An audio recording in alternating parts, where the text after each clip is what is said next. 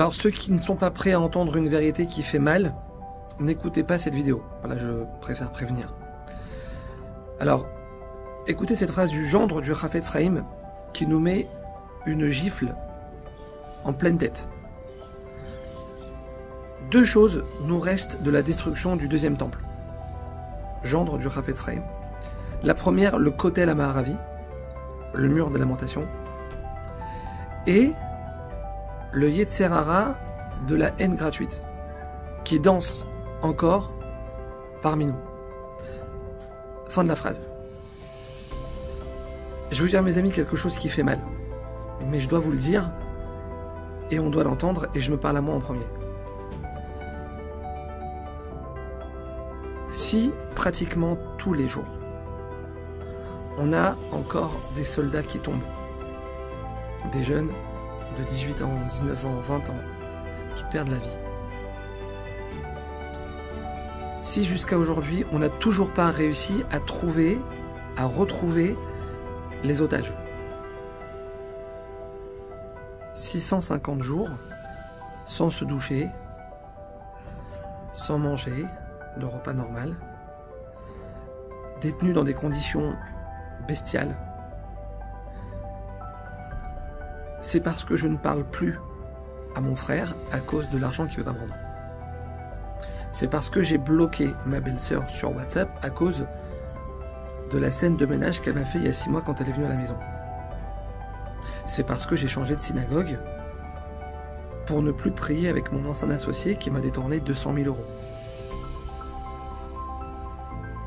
Alors qu'on soit bien d'accord, c'est pas David Ishaï qui vous dit ça, c'est la parole de nos sages il y a 2000 ans. Traité Yoma, page 9, folio B, allez voir de vous-même, la destruction du deuxième Beth Amikdash, ainsi que toutes les souffrances que notre peuple endure depuis 2000 ans, proviennent de cette faute. Lui, je ne peux plus le voir. Lui, j'ai fini avec lui, c'est terminé. De ma vie entière, je ne lui adresserai plus jamais la parole. C'est aussi simple que ça. Haine gratuite. Alors pourquoi haine gratuite? Pourquoi haine gratuite? Il m'a fait du mal. J'ai pas compris. Comment tu peux dire que c'est gratuit? Je le haïs pas gratuitement. Il m'a fait du mal. Donc pourquoi t'appelles ça haine gratuite? Alors mes amis, pourquoi le Talmud il appelle ça haine gratuite? Le Gaon de Vilna il répond à cette question très très forte. C'est une question très forte. En nous disant, tu sais pourquoi c'est gratuit? Tu sais pourquoi nos sages ils appellent ça haine gratuite alors que réellement il t'a fait du mal? Tu sais pourquoi ils appellent ça haine gratuite? Parce qu'en réalité lui il a rien à faire dans l'histoire. Lui il a rien fait dans l'histoire. L'argent qu'il t'a volé, l'humiliation en public, il n'a rien à voir dans l'histoire, c'est une marionnette lui. Lui c'est une marionnette. Hachem, il a pris cette personne et il s'en est servi pour te faire du mal. C'est une marionnette sur laquelle Hachem il a accroché des petites ficelles comme ça qu'on voit pas, des ficelles sur la langue, sur les mains, dans le cerveau, des ficelles. Il a accroché des ficelles Hachem. Il s'est servi de cette personne pour te faire du mal. Et ce mal-là, il est soit venu chez toi, soit pour te laver de tes fautes, soit pour te sauver de quelque chose de très grave qui aurait dû t'arriver. Haine gratuite, mes amis, c'est parce qu'on se trompe d'adresse. C'est gratuit. Pourquoi tu lui en veux à lui? C'est gratuit, c'est pas lui. Ça vient d'en haut. C'est moi qui lui ai demandé de t'insulter. C'est moi qui lui ai demandé de te voler. C'est moi qui lui ai demandé de te frapper.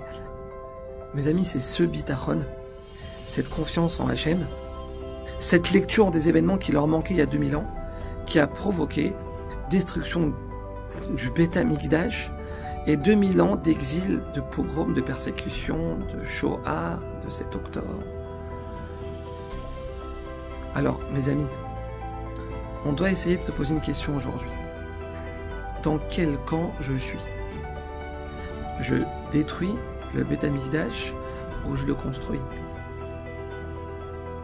Je vais rester fâché avec cette personne ou je vais demander à Hachem de m'aider et je vais faire la paix et je vais pardonner? Dans quel camp je suis? J'éloigne la Géoula ou je la rapproche? je contribue à la protection des soldats, à retrouver les otages, où Dieu nous en préserve, je contribue au contraire. Alors oui, c'est la chose la plus dure à faire au monde. Il n'y a même pas de débat sur ça. La chose la plus dure à faire au monde. Ne pas haïr, ne pas détester, ne pas en vouloir quand on a toutes les raisons de le faire. C'est vrai. Mais mes amis, si Hachem, le roi du monde, lui-même, il nous dit que c'est l'amour gratuit. L'amour gratuit, ça veut dire que tu n'as pas de raison de l'aimer, tu n'as aucune raison de lui pardonner, tu n'as aucune raison de prier pour lui, tu le fais quand même. Si Hachem, il nous dit que c'est que l'amour gratuit qui mettra un terme à nos souffrances. Si Hachem, le maître du monde, il nous dit que c'est ça qui mettra un terme à toutes nos souffrances, on va pas le faire. On va pas le faire. On peut pas y arriver. Bien sûr qu'on peut y arriver. Encore une fois, c'est extrêmement dur, mais c'est possible. Parce qu'Hachem ne nous a jamais demandé et ne nous demandera jamais quelque chose qu'on ne peut pas faire, qu'on n'est pas en mesure de faire. Alors, Bezrat Hachem, que la Kadosh Baruch Hu nous donne la force d'y arriver, qu'on puisse arriver à faire régner ce pardon et ce shalom entre nous, qu'on puisse arriver à se remettre les uns les autres, montrer à Hachem qu'on attend la Géoula, qu'on attend Mashiach, qu'on attend son dévoilement dans le monde. Bezrat Hachem, qu'on puisse assister à ça avant Tisha B'Av. Amen.